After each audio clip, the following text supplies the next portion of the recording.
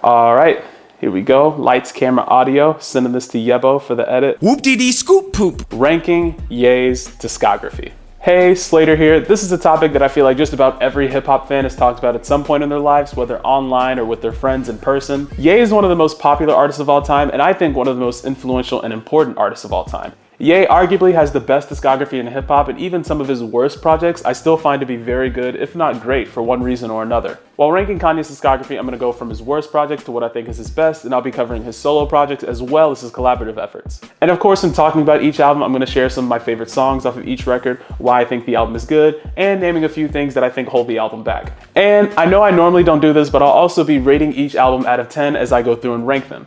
And one last disclaimer before I get into the ranking. I know Kanye West legally changed his name to just Ye, but I'm going to be going back and forth between calling him Kanye West and Ye. Don't take it too serious. It's not that serious. You can call him whatever you want. Ye is technically his legal name now, but Kanye West is still his stage name for a lot of this work, so I'll bounce back and forth. I really like doing things in tiers. That just makes sense to me, so we're going to be doing low tier Kanye albums, middle tier Kanye albums, and top tier Kanye albums. I'll also be ranking and rating things just as I said earlier, so let's go ahead and jump into it. Starting off with what I consider to be Kanye's low tier albums, keep in mind for someone who I think arguably has the best discography in hip hop, his worst albums are still going to be very good, but nevertheless, I think Kanye's worst album is Cruel Summer, a collaborative effort between Ye and a lot of the artists signed to his Good Music label. I feel like this is an easy target for people to say is Kanye's worst album outside of his solo projects. Ultimately, I just don't think it stands to the greatness of his other projects, yet it has so many highlights and just enough good songs to keep me from calling it bad, trash, or mediocre. I think this album is good, but that's about it. If I had to give it a number rating, I'd say it's a 6 out of 10. Some of my favorite songs in this album are the usual hits like Mercy, Don't Like, and Click, but I also love some of the underrated tracks like New God Flow, Cold, and The One.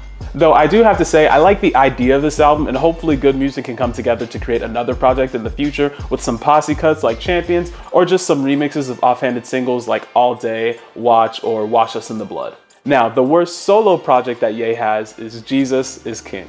Listen, I tried. I promise I tried, but this is Ye's worst solo album. I really didn't want to put it here, but there are just too many dull and outright bad moments for me to put it over anything else in his discography.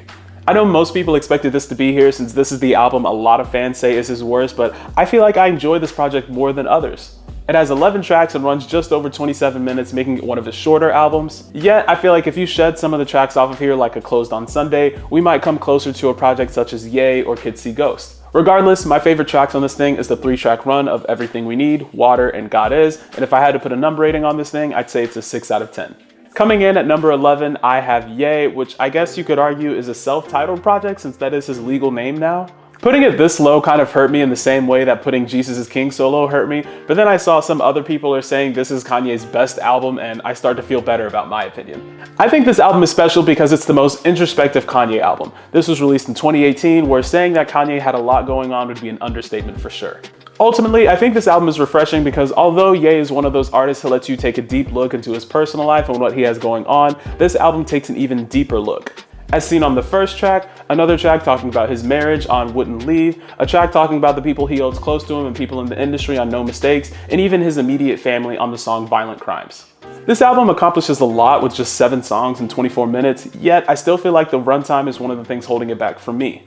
And there are also moments and sections of this album that I just don't love, like on the song All Mine, where he says, I love your titties because they prove I can focus on 2 things at once. My favorite tracks on this one are the last 4 tracks in a row, Wouldn't Leave, No Mistakes, Ghost Town, and Violent Crimes. And if I had to put a number rating on this album, I'd say it's a 7 out of 10. Now we're at what I have as the middle tier of Kanye albums. Starting off, we have 808s and Heartbreak. Everyone knows the story of this project, definitely one of the most important hip hop albums of all time, and without a doubt, one of the most influential albums of all time. You have artists literally admitting that this album helped inspire them to make their style of music, like a Kid Cudi, or you have artists like Drake, who started off his career rapping over the instrumental of one of the songs on here, Say You Will. Even last year in 2021, listening to an artist like Baby Keem on his album, a lot of his production style sounds eerily similar to something I would hear off of 808s and Heartbreak. With that said, I don't think this project is as strong as some of the artists and projects that it's influenced over the years. While it contains some of Ye's greatest hits, it also contains a lot of tracks that I'm not crazy about and was never crazy about, like Bad News or See You in My Nightmares. I used to consider it a low-tier Ye album in terms of quality, and there was even one point where I thought it was Ye's worst solo album. But I'll give it the respect it deserves and at least put it at the bottom of middle tier. My favorite tracks off of this thing come with the 6-track run of Welcome to Heartbreak all the way down to RoboCop, and if I had to give this album a rating, I'd say it's a 7 out of 10. Moving on to Kids See Ghost. Definitely one of the fan favorites and one of the most beloved collab albums of the 2010s. This record sees Kanye teaming up with frequent collaborator Kid Cudi and shows off a masterclass of production, but also has some hard-hitting verses and sections of this album, like on Cudi Montage or Reborn, one of the standout tracks of this album. This album also just offers a really refreshing sound that new school listeners aren't used to hearing whenever you hear a track like Feel the Love, or when Kanye and Cudi bring in Ty Dolla $ign on the rock song Free, Ghost Town Part 2. While this album has highlights throughout and doesn't overwhelm its day, after listening, I'm left wanting more of the sound in the same way that I'm left wanting more after listening to Ye. But this album is too concise and consistent for me to have it as a lower tier album like Ye. I feel like the part of the legacy of this album that has to be mentioned is Anthony Fantano's impact and just how much juice his review gave it when he called it a 10 out of 10. Whereas that's just one opinion out of many in this giant music community, and whereas I agree that I think this album is great, I don't think it's a perfect 10 out of 10. My favorite tracks on this thing are Reborn and Cudi Montage, and if I had to rate it out of 10, I'd say it's an 8 out of 10. Next up, we have Watch the Throne. Simply put, this is my favorite hip-hop collab album of all time. I think it set the standard back in the day for collab albums, and it still holds up today. This album, as shown in the cover, is hip-hop royalty. You have two of the best rappers of all time in Kanye and Jay-Z going back and forth, trading bars and some of their best verses on songs, and creating some, although a bit dated, straight up hard bangers and straight up hits. A lot of people talk about the difference between old Kanye and new Kanye, and I think this album is the last time that we heard quote-unquote old Kanye. On this album, we also get a feature from Beyonce, 2 features from the ever-elusive Frank Ocean, and one of my favorite sample flips of all time in Otis. We have some of Kanye's best verses on songs like Otis and Murder to Excellence, and if I had to give this album a rating, I'd say it's an 8 out of 10. And my favorite tracks on this thing are, Yo, what's up, bro? You talking about Watch the Throne? Yeah, I'm actually talking about my favorite tracks right now. Oh, shoot, go ahead, tell me, because I got mine. Well, I was saying Otis, of course, Gotta Have It, Murder to Excellence, definitely, and Niggas in Paris. Oh, what was the last one? You know the joint where Jay-Z's on there and he's like, ball so hard, motherfuckers won't find me. Yeah, that one goes crazy, but you don't remember the name? Nah, I know the name. It's just, bro, you can't be serious. Like, Jordan, you're black. You can say it. I know I can, it's just like, bro, I'm gonna give you 3 seconds to say it. You know, I don't know how the YouTube policies work for creators. You know, I'm used to TikTok where they take any videos down and it's just like, all right, fine.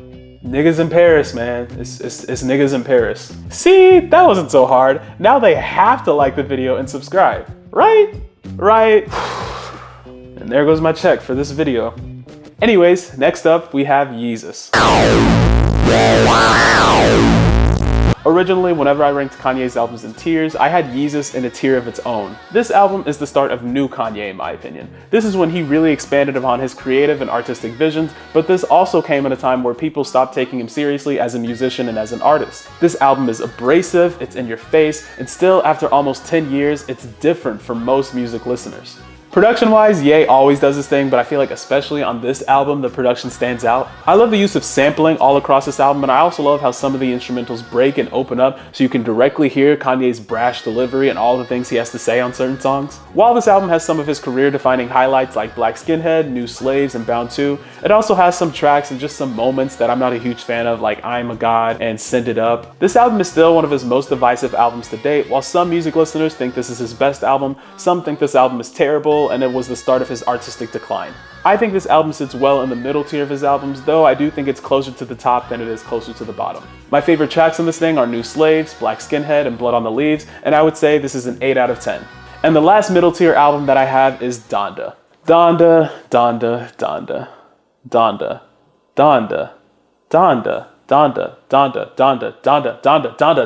Although we're fairly new into this decade of the 2020s, I feel like Donda has already certified itself as one of the biggest music events of the decade. With Ye going silent after Jesus is King and making a theatrical return with a project named after his late mother. He held a private listening party, 3 public listening events, collabed with more artists than he ever had before, included more songs on an album than he ever has before, engaged in a beef with Drake only to later squash it and do a concert with him near the end of 2021 to bring attention to Larry Hoover. I mean, this era has been and still still is a wild ride. It was only recently that reports came out saying Ye has started working on a follow-up named Donda 2, and don't even get me started on the stem player that he released. I think this album does have its flaws, but it also has some of the greatest highlights we've heard from Ye in a while. Somewhere within this album's 27 songs, or even the deluxe's jaw-dropping 32 songs, if you cut this album down to its top 20 songs, I think you have some of the best music Kanye has ever created. Unfortunately though, this album is very bloated, and there's so many tracks where Ye doesn't bring it, or he is my least favorite part of the track, so it doesn't feel right to put this album in top tier. My favorite hip-hop tracks off of this one are Off the Grid, Praise God and Believe What I Say, and some of my favorite slower or gospel songs off of this are 24, Moon, and Come to Life. As for a rating on this album, I'd say it's an 8 out of 10. We made it! We're finally in the top tier of Ye's work, and if you're familiar with this discography from start to finish, you probably already know which albums I haven't talked about yet, but let's start off with Late Registration. I think most people would consider the College Trilogy by Kanye his golden era, and I'm no different. This album in Late Registration features some older and classic sounding songs, as well as some songs that have aged like fine wine. As a fan of Kanye, I feel like Ye just doesn't write or rap this well consistently anymore. This album also makes me weirdly nostalgic for skits and interludes on albums. Like, sure, we have skits and interludes now, but they're nowhere near as cool, creative, or just outright funny as they are on this album. This album is special because this feels like the last time we hear from Ye before he reaches that superstar level. Yes, he's always going to be outspoken, political, and self-centered, but on this album he just feels so young, naive, and hungry. My favorite tracks on this thing are We Major, Hey Mama, Touch the Sky, and of course Gold Digger, and as for a rating, I think this album is a 9 out of 10. And next up, here we have Graduation. This album sounds grand. I feel like most of the tracks could stand out as hit singles, and there's so many motivational lines and just positive moments that make you into a Kanye fan. This album is like the soundtrack for Ye blasting off into superstardom, which I always felt like the album cover represented well. This album originally came out when I was 9 years old, and I vividly remember being around family and friends and hearing songs like Good Life, Can't Tell Me Nothing, Stronger, Flashing Lights. I mean, these are timeless hit songs. The only thing really holding this album back are two things, and if you're a Ye fan, you know what I'm about to say. Barry Bonds and Drunken Hot Girls. These two songs have aged poorly and really weighed the album down in my opinion. Barry Bonds isn't as bad, but I may go as to say Drunken Hot Girls is one of Ye's worst songs. If you simply remove these two songs, you could very well make an argument that this is Kanye's best album and it's a 10 out of 10. But even still, this album is still strong with those two songs. My favorite tracks on this album are The Glory, Good Life, I Wonder, and Champion. And as for a rating, I think this album is a 9 out of 10, just short of a 10 out of 10. That leaves us with 3 albums left. You already know what they are. 3 albums from 3 different eras, all 10 out of 10s in my opinion. The College Dropout, The Life of Pablo, and My Beautiful Dark Twisted Fantasy. First off, starting with The College Dropout, I mean, just imagine having this as your debut album. This is the best representation of old Kanye in my opinion. Ye being a college dropout himself only fuels some of the themes across this album and makes some of the skits even better. This album features a beautiful arrangement of production all across, but one of the most prominent styles of production is the use of soul sampling and pitching it higher to kind of have a chipmunk style voice, best shown on the track Through the Wire. And Through the Wire may just be my favorite Kanye instrumental ever. Through all 21 songs and 1 hour and 60 minutes of this album's runtime, you'll be entertained, you'll be inspired, and you'll just enjoy some great music from one of the best hip-hop acts of that era, and now of all time. My favorite tracks on this album are Through the Wire, All Falls Down, Never Let Me Down, Family Business, and Slow Jams, and as mentioned before, I think this album is a 10 out of 10. Kanye's second best album in my opinion is The Life of Pablo. I often refer to this album as the most Kanye album in his discography. Definitely the best album out of the new Kanye era. With the obvious dichotomy as shown in the album cover, you see a commonly used trope, or I guess plot, often expressed in music. Chasing superstardom, living that lifestyle and everything that comes with it, or avoiding that lifestyle and finding refuge in family, religion, and true love.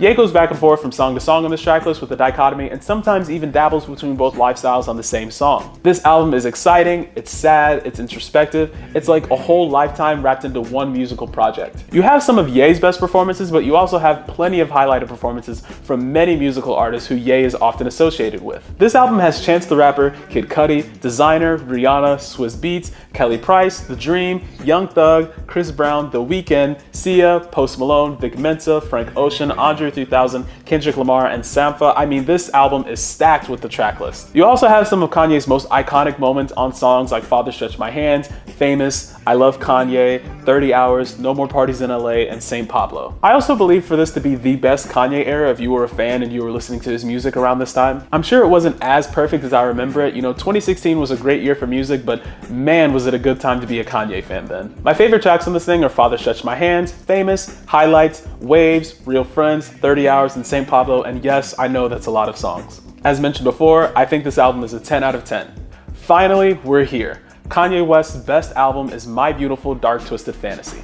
For sure, one of the most iconic hip-hop albums and just albums of all time. It's been praised by many, it's been questioned by many, but let me tell you what I think of the album. I have a special relationship to this album and some of the songs on it as well. As said in my previous video, this was the first album I had ever listened to from start to finish. This album features the best, most classy, and most expensive sounding production I've heard perhaps ever in hip-hop. Don't quote me on that. This album features so many of Kanye's best songs of his career. This album also features many artists and many great verses, perhaps best shown on a track like Monster, or even a track like All the Lights, where there's so many artists hidden on the background vocals that you don't even recognize someone like Drake is on it unless you listen very closely. It also features a beautiful narrative that removes the curtain and lets you see the other side of fame that we don't often get to see or hear about, especially in 2010 when this album came out. This album features perhaps Kanye's most iconic song in Runaway, his best opener in Dark Fantasy, one of his best instrumentals on Devil in a New Dress, some of his best writing and verses on Gorgeous, and one of his best outros in Lost in the World. My favorite songs on this are Gorgeous, Power, Monster, Runaway, and All of the Lights. This album is a 10 out of 10 for me. This is Kanye's best album, and this is one of the best hip-hop albums of all time. Thank you so much for watching this video. It was a pleasure for me to make and finally have a solid list since I know I've changed my opinions on some albums over time. Please be sure to support by liking this video and comment what's your favorite Kanye album, what's your least favorite Kanye album, or perhaps you want to put your whole ranking of his discography in the comments. I would love if you did that. Either way, I hope you had as much fun watching this video as I did making it, so have a great day, and until next time.